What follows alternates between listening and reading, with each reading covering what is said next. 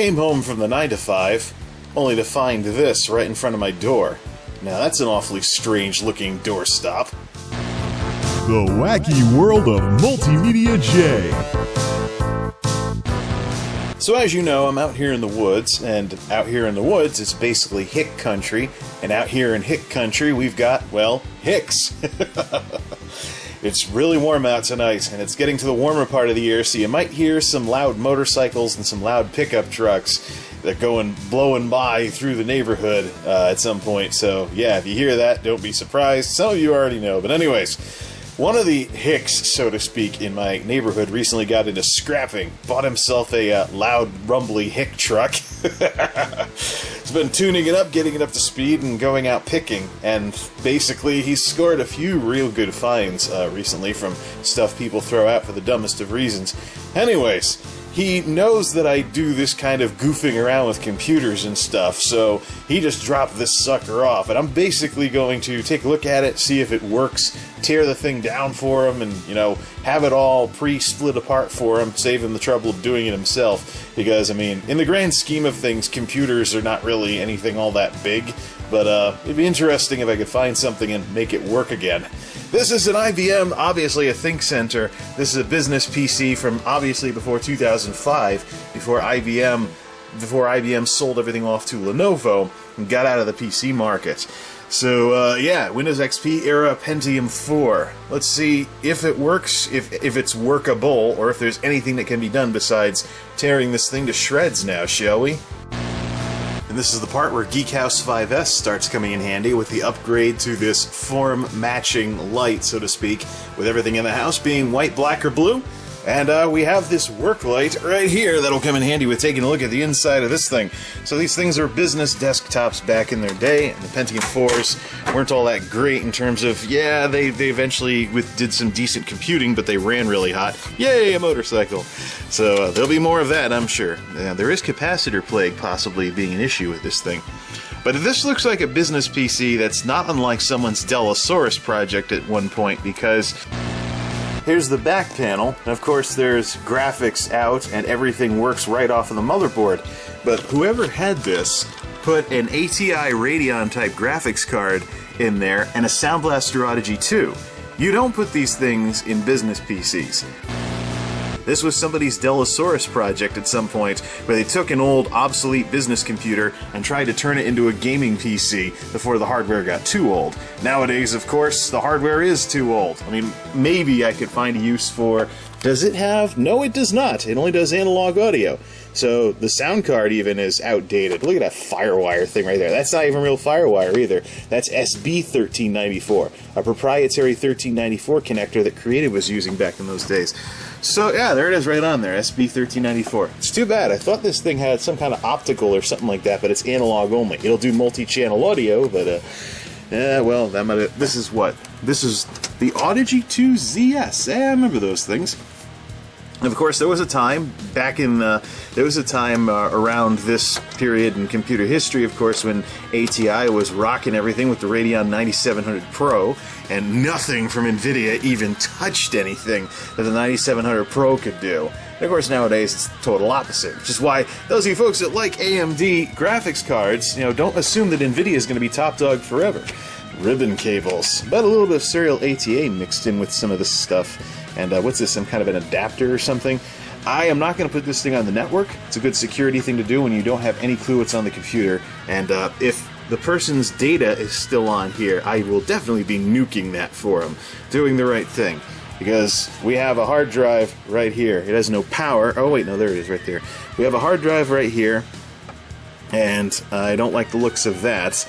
Yeah, we may have to do some drive nuking. The kilowatt did take some power when I first connected power to this thing. I think I've seen some power lights before, but unfortunately the power button is either the power button's broken or the power supply is broken. One of these two. Because nothing's happening when I push the button, including any type of clicking. So, I wonder. Well, here's what I'm going to do. I'm going to grab my 2005 system and a screwdriver and gut parts from that, because that's not working right now, and I don't have it 100% anyway, so if I want to pull the power supply from something, let's at least have something that's historically appropriate to the system. Let's see if we can get at the motherboard of this thing. Check out that gigantic heatsink, though, on the Pentium 4. Yeah, there was a time when the Pentiums when Intel CPUs ran outrageously hot, and this is around the time that AMD started embarrassing Intel until the Core 2 Duo came out. So I don't know what generation of Pentium 4 this is, but it's IBM, so we know pre-2005. Well, anyways, we know that it's going to be useless nowadays. Pentium 4, forget it. That is definitely scrap material, and I'm just curious about what could fit in this box. If I want to say, make a J station out of this. I've been tossing around ideas for a console PC for, oh yeah, that's right, the whole thing tips up. It's sat somewhere, but at least the previous person maxed out the RAM. Let me see what that Hynix is. It's probably, oh yeah, it's DDR. Cool, it's DDR1. DDR 400 megahertz, 256 megs. So, yeah, Windows XP era, alright. Yeah, you know, they're maxing out the RAM, putting in a graphics card, putting in a sound card. I mean, what business PC needs multi-channel audio? Somebody was trying to play video games on this thing. Check out this ginormous serial ATA data connector. Western Digital. I need the big grip. I might drop the plug. Oops.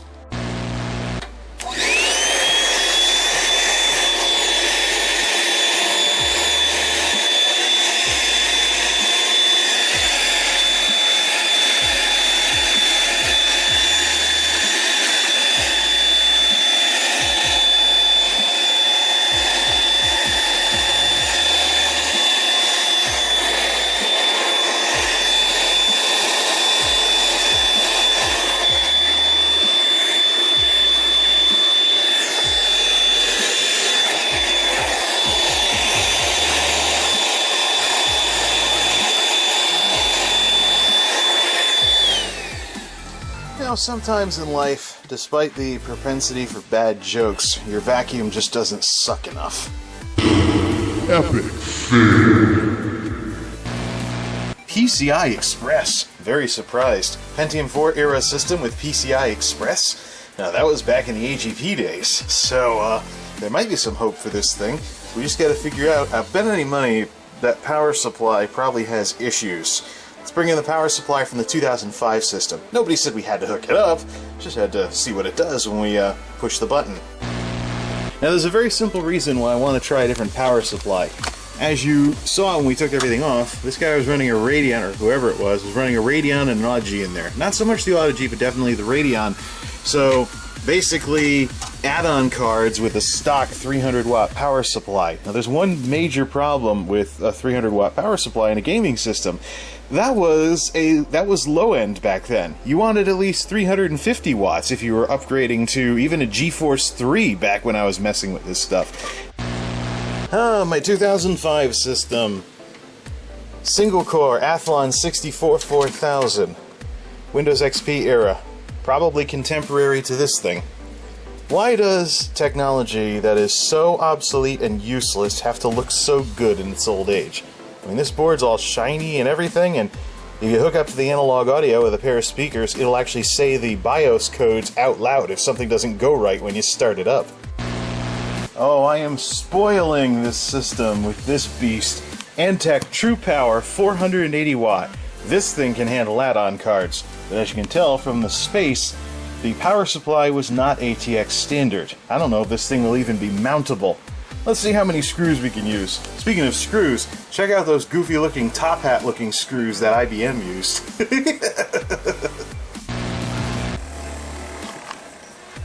Main power and auxiliary power are hooked up, and the thing actually spun a bit. Sweet!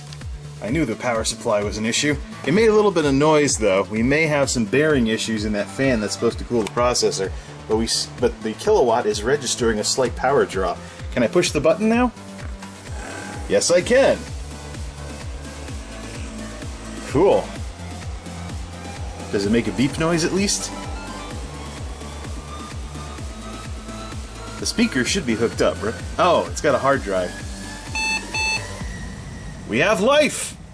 So, what happened here, of course, was we had some genius take an old office computer, put a graphics card in it without upgrading the power supply, and then kill the whole machine because the power supply couldn't handle the graphics' power draw. Okay, that was about as awkward as all heck, but you know what I mean.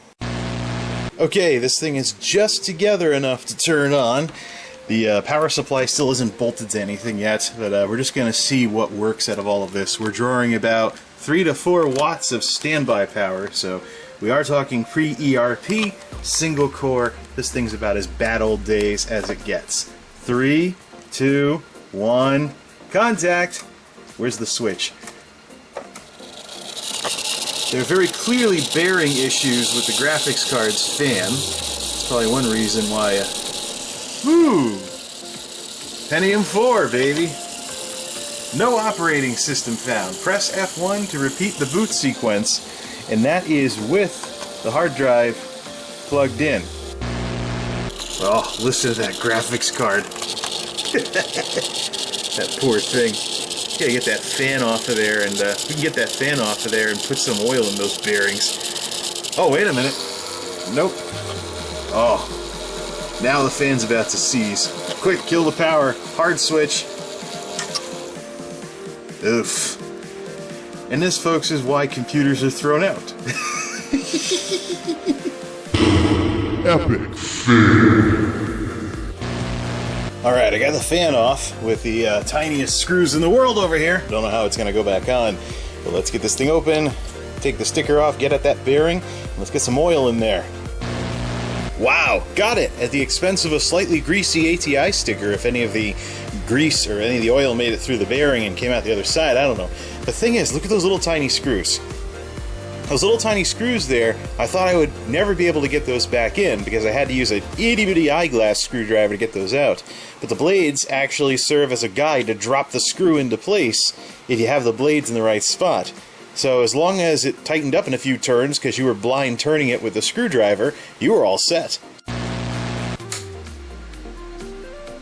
think it remembered its last state as I flipped this thing on a few times and it... Yep! Still has some bearing noise from the graphics card. Nuts! It's making less noise though, and at least it seems to be keeping in motion, as opposed to before. I'm still getting no operating system, so that's a good thing though. We want the hard drive to be useless in a situation like this. Can I? Oh, how do we get into the BIOS on this thing? Well, we know how to make it beep.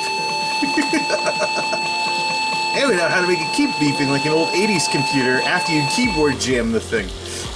Keyboard error detected. Epic fail. Well, at least the fan on the graphics card isn't slowing down to half speed anymore. I do have quite a bit of oil in that thing. I probably could drink some more though if I took the fan back off. It's an improvement, but it's still not ideal. And this thing just keeps restarting. No operating system. Press F1. Let's try this again, see if we can get into the BIOS. Hit enter to stop the boot sequence. Is that really? Well, I've heard weirder things. Stop, stop, okay. Now, let me see. BIOS. Okay. Product data, BIOS date, January 21st, 2008. I don't know if that means the battery's dead or not. Ah! Hitting codes and it's beeping at me. Whoa! Yeah! I think there's a problem with the Ooh, that's quite a breeze. Did this guy... yeah. Well, the fan's touching it, so... Right. I think there's a cooling issue with the Pentium 4. Anyways, while this thing's making a ton of noise, what do we have to play with? Pentium 4, 3 gigahertz. Yeah, then this thing is an absolute oven of a processor. That's the horrendously, yeah. 2 gigs of RAM. 2 gigs of RAM, used by devices, 2 megs, video. Fan 1 operating, fan 2 not operating. The drive is still registering as a 120 gig drive. The optical drive does not open. It probably has belt issues and we have to poke it with a paper clip. But I think it might be possible to get Windows 10 on this thing. 5th time's the charm, the belts are all rotted out on this optical drive. So after it clicked a couple of times, then the tray opened. So I have a Windows 10 installer here. Let's fire this up. and see if we can get Windows 10 working before the whole thing overheats. Now this, of course, is why power efficiency became a thing with computers in the first place, is because of all these problems that the Pentium 4s had, especially late generation ones. So we're probably single core 3 gigahertz with this piece of crap. And we are booting, so that's good. So obviously the blower is going to turn on sometime in the middle of this. I'm going to have to listen to it the whole time. So, oh, cool. What do you know? The boot sequence is wrong. It doesn't try the optical drive first. We're having Dellosaurus issues. That might be a CD-ROM drive.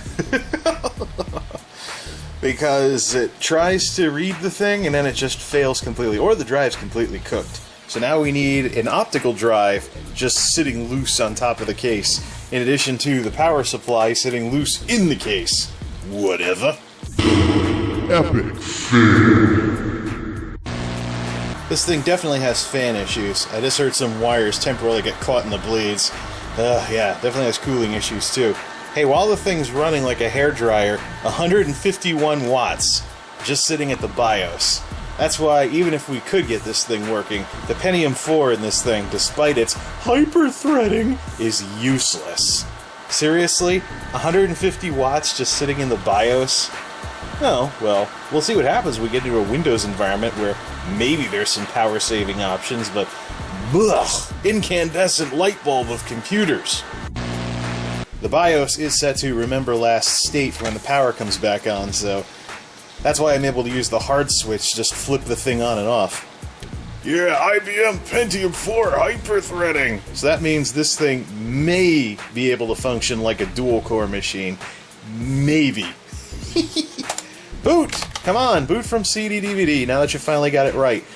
We have liftoff, or should we say a Windows 10 start menu. Now this is the part where we find out if that hard drive's still any good. Oh man, did I call it with the Dellosaurus reference, or what? Your PC device needs to be repaired. The 64-bit application couldn't load because your PC doesn't have a 64-bit processor. Ha ha ha ha ha ha ha. That's right, Pentium 4. Before the Athlon 64, back when 64-bit computing was still up in the air, and Intel was actually working on Itanium at the time. Nyak, nyak, nyak, nyak, nyak. Yeah, x86-64, this ain't. Epic fail. I did some reading up on the 3 gigahertz hyper-threading Pentium 4 in this thing, so I was a little off in terms of when this machine hit the streets. 2002, actually. Oh, not this machine, but the processor. 2002. 2002. Back when I thought hyper-threading was just some gimmick that Intel was selling in order to, you know, sell processors versus AMD, because I didn't know what hyper-threading was or how it would be important, and, well, you know, hindsight is 20/20, that kind of deal. So, let me guess. The oven fan starts blowing full blast by the time the Windows 10 setup gets going, and then we'll see just how awful this machine is. What I should probably mention while this is taking forever to start up is that with a few modifications, this actually is a J-station sized enclosure if I took all the guts out and put something else in here. This is a full-size ASUS card for my 2005 system, and it would fit in here along with the motherboard. Just the mounting and stuff might be weird, plus with where the processor is situated and whatnot, we'd have to, oh, look, Windows 10 startup. Let's put down this old ASUS, forgot even what GeForce card that is. So, we just want basic Windows 10 Home. We want Windows 10 Home, and then we'll see how horrible it is to run with 2 gigs of RAM and a Pentium 4. But at least the Pentium 4 has hyper-threading. Hold on, showstopper. Total size, 111.8 gigs, free space, 36.7 gigs. There is data still on that drive. Oh, crap. Folks, we are going to do the right thing here, but let's grab a Linux Live CD and make a point about this stuff. Okay, folks, really basic lesson in how to properly secure your stuff here. Take the drives out of computers you get rid of. You only need a screwdriver. You just unplug some plugs and unscrew some screws, and boom, your drive is out of the system that you're getting rid of. It is yours to destroy or make into a plug-in drive as you wish. But for Pete's sake, don't do this. Look at this. Here's the boot order. There's the hard drive down there excluded from the boot order. Folks, no. That's not how this is done. There. See? Not hard to do at all. This thing should now boot into Windows XP. Save and exit.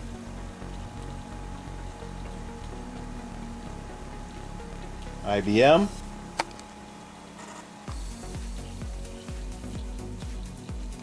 Cha-ching! Ah, looks like it might have been upgraded to Windows 7 at some point. Yeah, it was.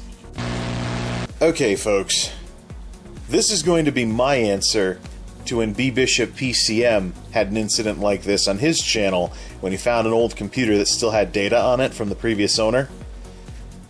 And I'm going to give the same public service announcement that he gave regarding safeguarding your stuff. When you get rid of a system, you take the drives out, and you destroy them at your leisure. You don't leave anything that actually has data on it inside the system. So, as you can see, I am at a desktop, which I have hidden the icons. I've hidden the icons, protect the privacy of the previous user or previous owner, because there were personal documents and documents about employees and stuff, because this computer was last used by a business. It has gaming hardware in it, like someone tried to play games on it at one point, but the previous owner of this machine was running a small business. There is QuickBooks, there's stuff for selling stuff, and there's a browser history that shows that this dinosaur was last used in January of 2017. So this machine was in service up until last year, so it's not like really old data might be on this thing. And guess what?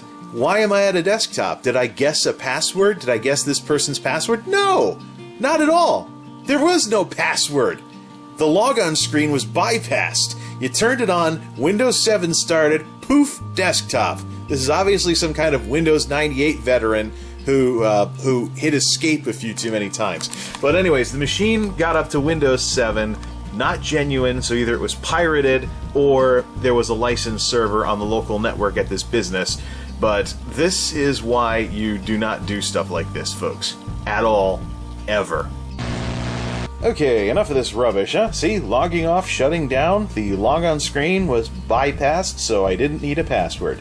Now, fortunately, this machine did not have like a huge repository of data related to the business, but the killer is that Outlook was still installed and the email was there. And that's really it. I mean, email is so at risk for business computers that are being retired, because, I mean, what's email? You check it, sometimes you have a hard time keeping caught up in your inbox. I mean, emails are, your email and Outlook and whatnot is usually on a business machine what is going to balloon into a data repository for identity thieves and the whole 9 yards the easiest, because you don't even have to do anything. You start it up, you conduct your business, your inbox gets jammed full of stuff, the archive file archives files that are archives messages older than X amount of whatever, and next thing you know, you've got a ton of data just sitting there for someone to grab and do whatever nefarious things with. Now, this is the part where we do the right thing, and we install Windows 10 and completely destroy every partition on this drive to do what this business did not. So let's do the right thing here, and let's put a fresh copy of Windows 10 32-bit on this thing. Yeah, see, Windows 7. No, I want to actually interrupt the boot sequence and boot off the CD drive. Actually, I think I disabled that just to prove this point about the... Oops, yeah, temporary startup device. And let's go to the CD. Oh no, the Western... No, that's the drive. See, I was able to re-add the hard drive there, so just taking it out of the boot order doesn't do anything. So anyways, let's start up Windows... Oops, I just booted off the wrong drive. Right, so I'm going to re-add this thing to the boot sequence. Oh, there comes Windows 7 again. Yes, that's more like it. I do believe it helps for you to actually put the Windows CD back in the drive before trying to boot off of it. Epic fail. Okay, this is the part where we do the right thing here. Now, here's the thing. how did this happen? Unfortunately, the story behind this machine and how Scrapperdoodle got a hold of it is actually a sad story, because this is actually a building that is being redone, and the businesses that used to occupy it have since either left or gone out of business, and this machine just happened to be found while the building was being cleaned out. So we could be talking about a small business that's defunct, that ran out of money, or something like that, but the thing is, the business goes away, but the data doesn't. And the attempts to safeguard the data were awful. So, and it really kind of leaves a wart on the former clientele of this business, too, when, okay, so you didn't have the money to keep the business going, the business goes under, but your data gets out there because of a bad practice of the business. It leaves kind of a wart on the reputation of the business proprietor and stuff. So this is a corporate workstation, and based on the setting to turn the machine back on after a power outage, I'm guessing it was running all day in some place somewhere and whatnot, so that the person who started it didn't have to wait for the slow, grindy drive to get going and whatnot. But this is just... it's sad, really, because people don't know just how easy, especially, you get a small business owner, they just want to run a business. They don't necessarily have to know a ton about technology or how these bad things can happen. But it's it's shameful, really. It's just shameful of how these things happen. But fortunately, there are folks out there who will do the right thing, like what I'm about to do when I blow away everything on this drive and put Windows 10 on there and see what this thing can do with the gaming hardware that obviously wasn't utilized very much by the... And that's what didn't make sense, because, I mean, you wouldn't have a Radeon in one of these devices. It has onboard graphics and onboard sound, so I don't know why it has gaming hardware in it if the last Windows that was installed on it was, Windows 7 and it was being used in a business. Okay, folks, you ready to do the right thing with this awful old machine? See ya! And that is where we will put the fresh copy of Windows 10, and I could always get DBAN and DOD wipe this thing if I really wanted to, but yeah. I'm just surprised the hard drive didn't seize up. It's a 120 gig, so could be the one that came with this machine back in its heyday. But the thing is, if a little small business is using this to conduct business, they probably were not the original owner. This was probably a refurb at some point, or maybe even a twice refurbed because of the gaming hardware that's in it. I sure thought that this was somebody's Delosaurus project, but now we're putting fresh Windows 10 on there, and this machine's past is no more. And thank goodness, too. We're in. And downloading Avast uses 100% CPU, even though there's hyperthreading and it's a fake dual core. This machine is proving how hopeless and worthless it truly is, and why I should just continue tearing it down for Scrapper Dude. Or parting it out, or whatever, man. It's just, this is awful. Oh man, look at this. 100% CPU, and I'm only downloading Avast. I'm not actually doing anything with it yet. If you try and click around in Windows, it's a nightmare. And if you probably noticed the pillar box screen here, I don't know if the graphics card actually supports widescreen either. We are talking early 2000s for the hardware in this thing, so yeah, this is awful. The sad part is, even though we're installing Avast right now, the hard drive isn't bottlenecked. It's not at 100% bandwidth on the drive. We're literally CPU limited. Oh boy. Oh, and by the way, back it up.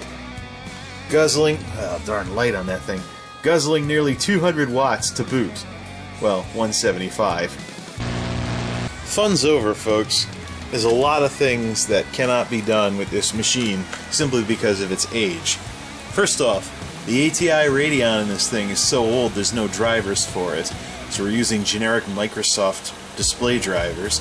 Secondly, 32-bit only processor, too old for Nova Bench, only runs in 64-bit Windows. See, I was reading something earlier about how these old machines actually would come with Radeon graphics cards, but I don't think the business card would have a giant whatever that is on the front. Interesting thing though, part number ends in 9600. If this is a 9600, then this thing is a nice piece of history because it's the little brother of the 9700 Pro, which shook Nvidia to its core back in those days. Big, big victory for Team Red. More evidence of the march of time and how it has stacked the deck against this horrible thing.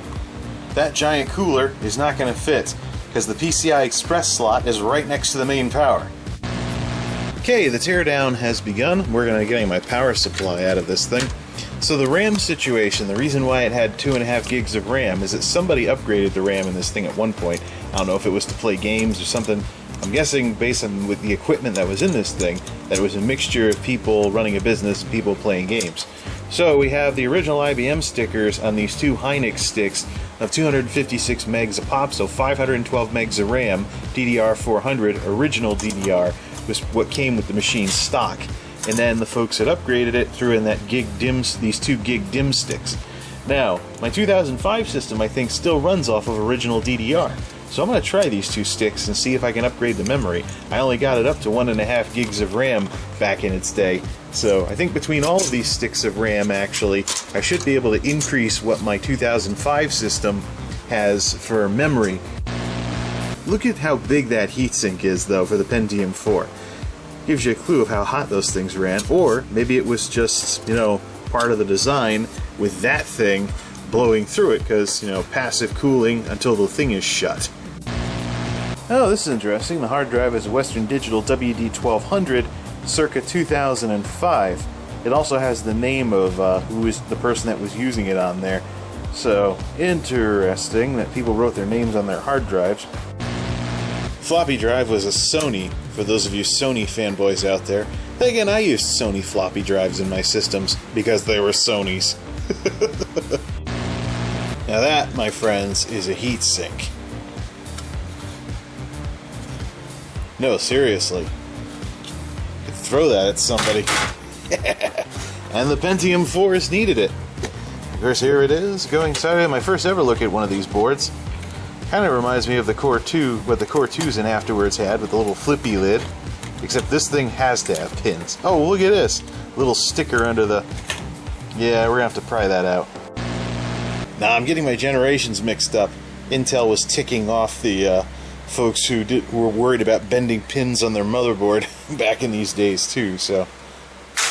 Fun stuff, man. Fun stuff. And, of course, there's the stupid little pins where you can kill the motherboard if you're not careful, da-da-da. Gigantic heatsink, though. Seriously. So, I wonder how proprietary this board design is. It definitely looks it, based on where everything is. Shoot. Might not be able to use this as an enclosure after all. And lastly, and quite a surprise, actually, even though it's EIDE and Molex, this is actually a DVD burner that was manufactured in February of 2009. This might actually have some use. The 2005 system still supports EIDE, so I might want to keep the cable and get this thing jumpered up and have this be the DVD writer for it so it can have its own and we can redistribute the other drives accordingly. Aha! Foxconn 2005, January 11th. Late model IBM inventory, as I thought. That explains some of the newer looking features on this rather old machine. So this thing is down to the bare metal. Now, I mentioned this could possibly be a project enclosure, but I'm actually curious, wash me, I'm actually curious if the form factor of the motherboard was proprietary in this thing. We are talking IBM here, so it's game over. I don't even have to try and put this into the computer to illustrate my point. Proprietary. Here's where the I/O shield would go. Here's the add-on slots. Same thing with micro ATX and other board factors and whatnot. Here's the I/O shield. Flush to the bottom is where the power supply is supposed to go. And there's the add-on slots above it. Nuts! I was really looking forward to hopefully building some kind of console replacement machine that had a big IBM bezel on the front, but whatever, man. When has IBM ever been associated with hardcore gaming?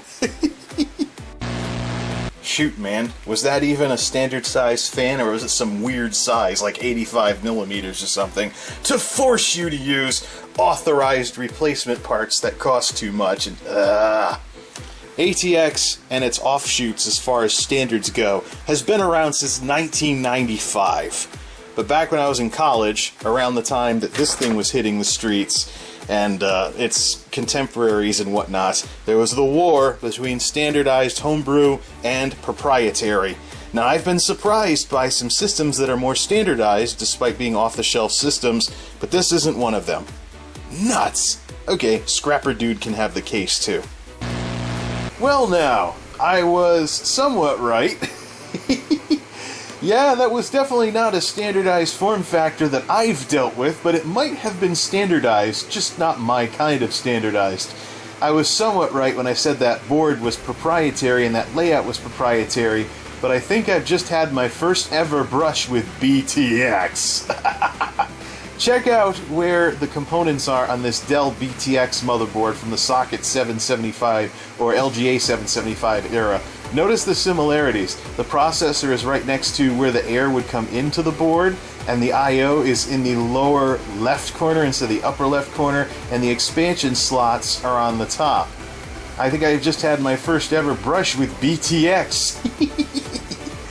The horrible attempt to replace ATX from around the time that Pentium 4s were way too power hungry and way too hot, and one of the attempted workarounds before Intel was just swung completely in the other direction with the Intel Core 2s and focused more on thermals and being more power efficient.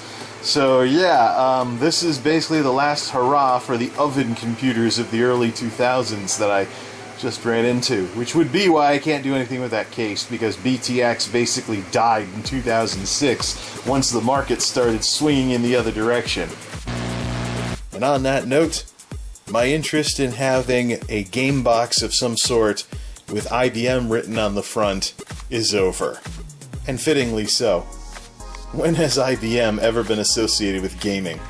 This brand has meant business for a very, very, very, very, very long time. I mean, international business machines. That says it all right there.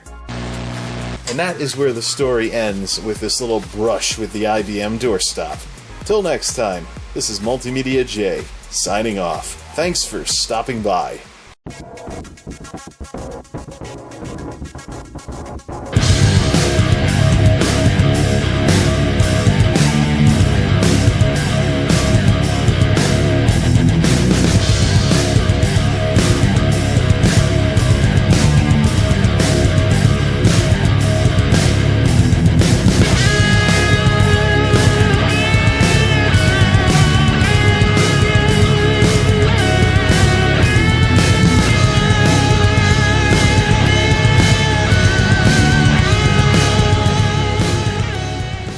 Support the wackiness? Visit patreon.com/multimediajay.